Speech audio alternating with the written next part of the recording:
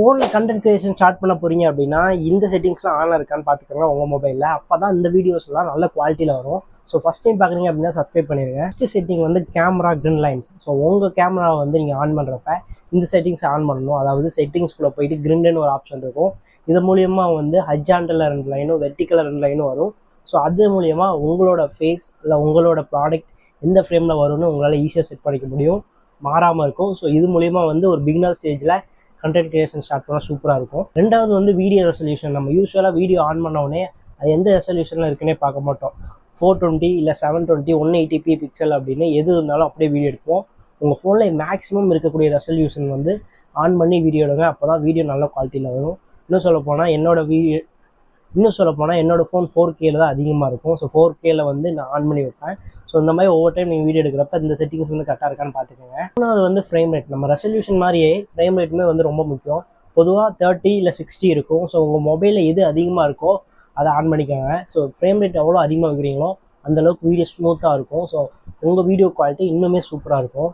4வது செட்டிங் வந்து HDR video. So இது வந்து நிறைய ஃபோனில் இருக்குமான்னு தெரியாது.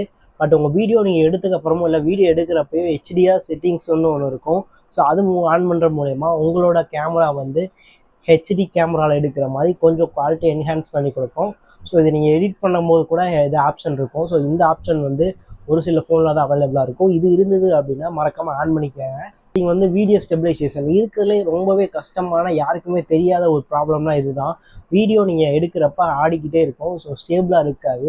இதுக்கு நீங்கள் என்ன பண்ணலாம் அப்படின்னா இந்த செட்டிங்ஸ் வந்து நீங்கள் ஆன் பண்ணி ஆகணும். சில பல ஃபோன்ஸில் வந்து பார்த்தீங்க அப்படின்னா ஸ்டெபிலைசேஷன் ஆப்ஷன் இருக்கும். என்னோடய ஃபோனில் ஸ்டெபிலைசேஷன் ஆப்ஷன் இருக்குது. பட் நான் அதை யூஸ் பண்ண மாட்டேன். அதுக்கு பதிலாக நான் வீடியோ எடிட் பண்ணுறப்ப பட்டில் ஸ்டெபிலைசேஷன் மோட் தனியாக இருக்கும். ஸோ நீங்கள் அது கொடுக்குறப்ப உங்களோட வீடியோ அதிகமாக சேர்க்காச்சு அப்படின்னா அதில் குறைக்க முடியும். இது இல்லாமல் உங்களோட ஃபோன்லேயே ஸ்டெபிலைஸ் மோட் இருக்கும். வந்து ஸ்டாண்டர்டாக இருக்கும். So camera lens. ஸோ நம்ம யூஸ்வலாக நீங்கள் எடுத்தோன்னே கேமரா ஆன் பண்ணாமல் உங்கள் கேமராவுக்கு பின்னாடி இருக்க லென்ஸை வந்து நல்லா தொடச்சிட்டு ஆன் பண்ணுங்கள். ஸோ அப்போ தான் வந்து உங்களுக்கு நல்ல குவாலிட்டியான வீடியோஸ் கிடைக்கும். அது மட்டும் இல்லை, உங்கள் ஃபோனில் அதிகமான பிக்சல் எந்த பக்கம் இருக்குதுன்னு பாருங்கள். இன்கேஸ் ஃப்ரண்ட் மிரரில் இருக்குது அப்படின்னா இல்லை பேக் மிரரில் இருக்குது அப்படின்னா எந்த சைடில் வந்து அதிகமாக இருக்கோ அதை யூஸ் பண்ணுங்கள். மோஸ்ட்லி எல்லா ஃபோன்லேயும் வந்து பேக் கேமராவுக்கு மட்டும்தான் அதிகமான ஒரு பிக்சல் இது கொடுத்துருப்பாங்க, லென்ஸ் குவாலிட்டி. ஸோ அதை யூஸ் பண்ணி வீடியோஸ் எடுங்க. ஸோ அப்போ தான் குவாலிட்டி வந்து ரொம்பவே அதிகமாக இருக்கும். மைக்ரோஃபோன். ஸோ உங்கள் ஃபோனில் மைக்ரோஃபோன் ஆக்டிவிட்டி வந்து பார்த்தீங்க அப்படின்னா கரெக்டாக இருக்குது அப்படின்னா பிரச்சனை இல்லை. பட் ஆல்ரெடி நீங்கள் அதை யூஸ் பண்ணாமல் இருக்கீங்க அப்படின்னா அதுக்குள்ளே போயிட்டு ரெக்கார்டிங்ஸ் வந்து கரெக்டாக இருக்கான்னு செக் பண்ணிக்கோங்க. எந்த இடத்துல வந்து பிரேக் ஆகுதா, இல்லை வாய்ஸ் கொடுக்குறப்ப எதாவது இடைஞ்சலாக இருக்கா அப்படின்னு செக் பண்ணி பாருங்கள். அண்ட் வீடியோ எடுக்கிறதுக்கு முன்னாடி ப்ளே ஸ்டோரில் கூகுள் சவுண்ட் டீப் அப்படின்னு போட்டிங்க அப்படின்னா ஒரு சவுண்ட் வரும். ஸோ அது மூலிமா வந்து உங்கள் மைக், ஸ்பீக்கர் இதில் இருக்கக்கூடிய சவுண்ட்ஸ் டஸ்ட் எதாவது இருந்துச்சு அப்படின்னா கிளியர் ஆகிடும் அதில் வர சவுண்டு மூலயமா. ஸோ இதனால வந்து உங்கள் மைக்ரோஃபோன் கிளியர் ஆகும்.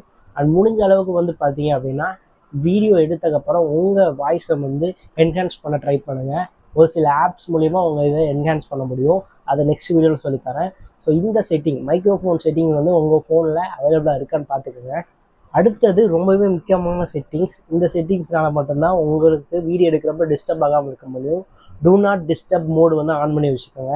நீங்கள் கேமரா ஆன் பண்ணுறப்ப do not disturb mode on பண்ணீங்க அப்படின்னா இந்த செட்டிங்ஸை ஆன் பண்ணுறது மூலயமா யாராவது கால் பண்ணாலும் நோட்டிஃபிகேஷன் வந்தாலும் எந்த ஒரு டிஸ்டர்பன்ஸும் இல்லாமல் உங்களால் கண்டினியூஸாக வீடியோஸ் எடுக்க முடியும்.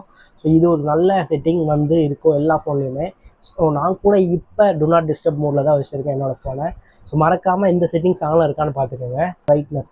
நம்ம யூஸ்வலாக கேமராவில் வீடியோ எடுக்கிறப்ப எந்தெந்த இடத்துல வெளிச்சம் இருக்குமோ இல்லையோ அந்த இடத்துல வந்து நம்மளால் பிரைட்னஸ் வைக்க முடியும் அப்படின்னா அதை கரெக்டாக வச்சு ஒரே ப்ராப்பராக வச்சு எடுக்கணும். ஸோ பிரைட்னஸ் ஆட்டோ பிரைட்னஸ் கொடுத்து, ஸோ அவுட்டோரில் எடுத்திங்கன்னா ஒரு விதமான பிரைட்னஸ் வச்சுட்டு இன்டோரில் கொடுக்குறீங்க அப்படின்னா அதுக்கேற்ற மாதிரி பிரைட்னஸை வச்சு வீடியோ எடுக்கணும். ஸோ உங்கள் ஃபோன்லேயே நிறைய பிரைட்னஸ்க்கு உண்டான ஆப்ஷன்ஸ் இருக்கும். ஸோ முடிஞ்ச அளவு பிரைட்னஸ் வேணுமோ அந்தளவுக்கு பிரைட்னஸ் வச்சு வீடியோ எடுங்க. ஸோ அந்த செட்டிங்ஸ் கரெக்டாக இருக்கான்னு செக் பண்ணிக்கோங்க. கடைசியாக ஒரு செட்டிங்ஸ் தான் மெயினான செட்டிங்ஸ். கேமராவில் வீடியோ நீங்கள் எடுக்கிறதுக்கு முன்னாடி உங்களோட ஃபோனில் ஸ்டோரேஜ் எவ்வளோ இருக்குன்னு செக் பண்ணுங்கள். அப்போ தான் நீங்கள் கண்டினியூஸாக வீடியோ எடுக்கிறப்ப டிஸ்டர்ப் ஆகாமல் இருக்கும்.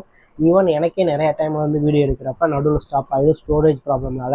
ஸோ இந்த செட்டிங் ஸ்டோரேஜ் பொறுத்த வரைக்கும் ஸ்டோரேஜ் எவ்வளோ இருக்குன்னு செக் பண்ணிக்கோங்க பிஃபோர் வீடியோ எடுக்கிறதுக்கு முன்னாடி.